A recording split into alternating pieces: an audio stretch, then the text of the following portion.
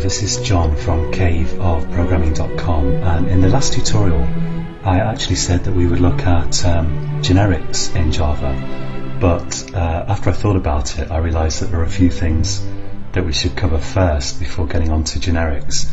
So I'm going to try to get some tutorials out pretty quickly on some other subjects, and in this tutorial we're going to look at the access level modifiers or access specifiers, public, private and protected.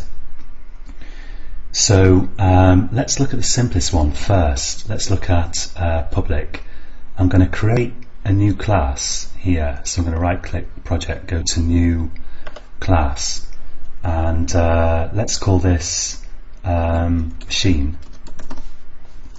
Now just for a change, let's call it plant. So I'll call it plant, and I'm going to give plant a instance member variable here. So I'm going to call this let's say string name, and yeah, let's just leave it at string name, and I'm going to make string name public. Now supposing I create a plant instance here in my main method, so I'll say plant. I'll create a variable so that I've got a reference to it, and I'll set that equal to a new instance of plant like this. Now if you've got a instance variable or a member variable that's called that's declared public, you can access it from anywhere. So within plant, let's say for example in the constructor, so public plant like this, of course I could access it here. I could say name equals let's say I'm a plant, and that's a stupid name for a plant. How about Freddy? Okay, so if you want to access instance variables within the class, you don't need to prefix them with anything, but some people like to prefix them with this, and that just means that's kind of superfluous here.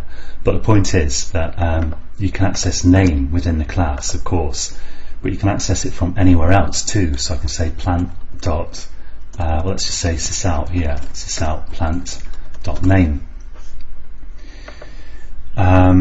So absolutely anywhere where I've got a reference to a plant object, I can access name, and this is bad practice usually.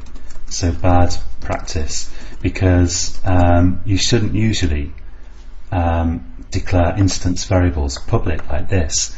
The idea is you usually want to encapsulate them, hide them away from the world, and make people access them through methods so you can control what's happening with them. If you do want to have a public instance variable, most often you're going to make it constant, and if it's constant, usually you'll also make it static so that you access it through the class. So I'll say public static I don't know, like ID for example, or yeah, ID is as good as anything. Public static in ID, so I'm putting this in uppercase to signify that it's going to be constant, and I'm going to say final, which will mean that it can't be changed, it's constant, and I'm going to initialize it to just some number like 8, and then you could say here, you could access that again from anywhere, but I can't change it from anywhere because it's final. I'll say plant.id. So if I run that, it's just going to output there the name and the ID there, and this is acceptable practice. There's nothing wrong with declaring public constants like this, as long as it's final. Okay, meaning constant. So that's public. It's pretty simple, meaning you can access the variables anywhere. And by the way, this here just means the same as plant here. It's just that if you want to access a object's member variables from within the actual class, then you use this dot to get a reference to it, whereas externally you'd have some named reference like this, but it's the same thing basically. Anyway, that's not important. So The next simplest one is probably private. So to illustrate private, I'm going to create a subclass of plant. So I'm going to go here and say new class, and let's call this oak, because an oak is a plant. And I'm going to say oak extends plant, and let's just give that a constructor as well. So public oak, like this. I'm pressing the wrong key on my keyboard. Okay, there we go. Now, supposing in plant I declare something private. So let's leave these together up here, and I'll go down here. And usually, when you have an instance member variable or a class variable, a static variable, some kind of variable up here, basically, usually you want to declare it private. You want to stop people accessing it from outside the class. If I say private string type, let's say, and so now string is private, and private means it's the opposite to public, really. Public means you can access it anywhere. Private means you can only access it from within this class. So I could happily say type equals plant here, so I can use type here, or if I want I can say this dot type, makes no difference. But even though oak is a child class, I cannot say here type equals tree. So that's giving me an error, and it's saying the field plant.type is not visible because it's private. So let's say won't work, type is private. So I can only access type literally within these brackets here, because that's the scope of the class. I can't access it anywhere else. I can't access it here either. So system.out, let's say sysout plant.type. That's not going to work either. So again, I'll say won't work, type is private. So private means only within the class, and only within the class means within these brackets after your class declaration. Now often you want to have a variable which can't be accessed from the outside, so it's not public, and you can't, it's protected from being accessed here, for example, in a completely different class. This is the app class, but you want it to be you want it to be accessible in child classes, and that's what protected is for. So let's have something here, let's say protected, let's say protected string size, and I'll set size equal to this dot. Actually, let's put this down a bit further. So down here, let's say this dot size equals large, and you'd normally want to, like, actually I'll set it equal to medium.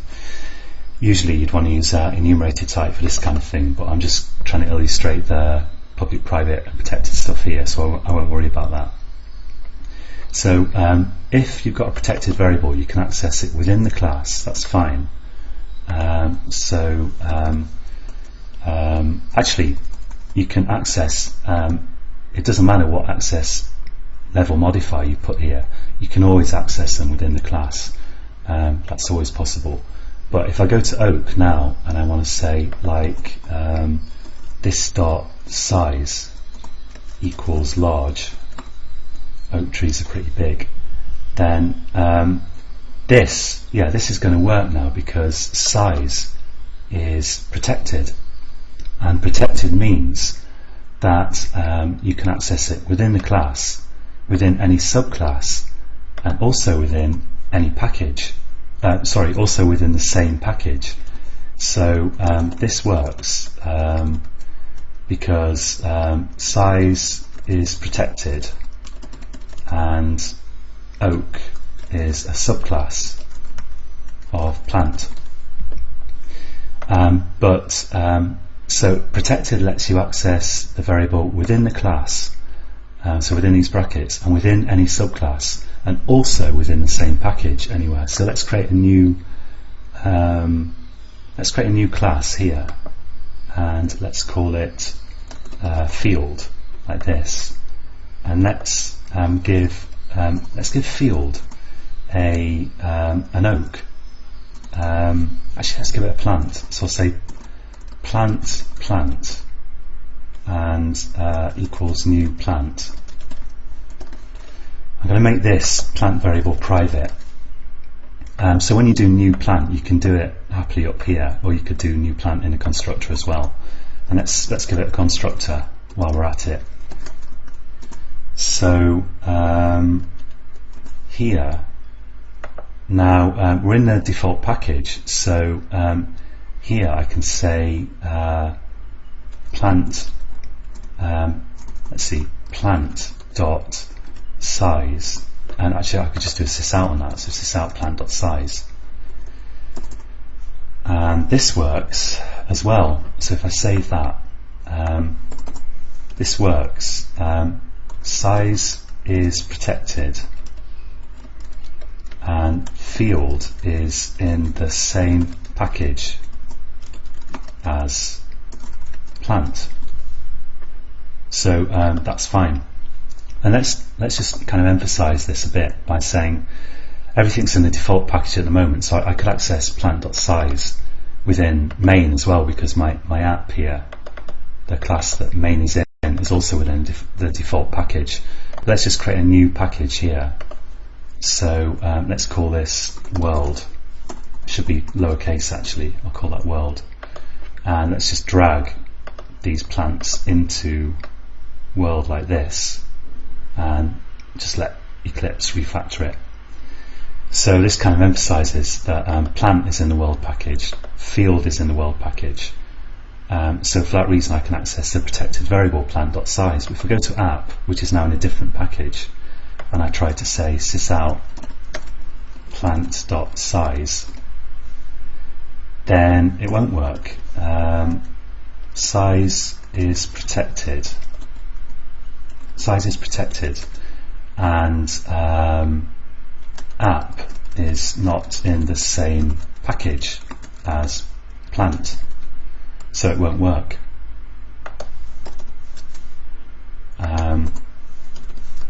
Won't work.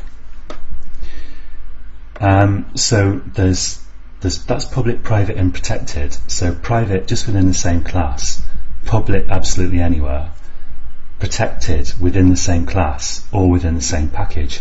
And there's one more possibility, and that's that you could have no access level modifier, no access specifier.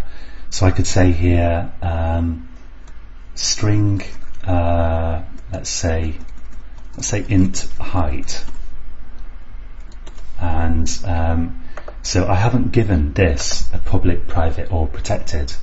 And if you do that, this is now package level visibility. So I can access height, of course. In plant you can always access stuff within the same class. You can always access the instance variables from within the same class. Let's just say 8 there, and I can access that within, let's say, oak.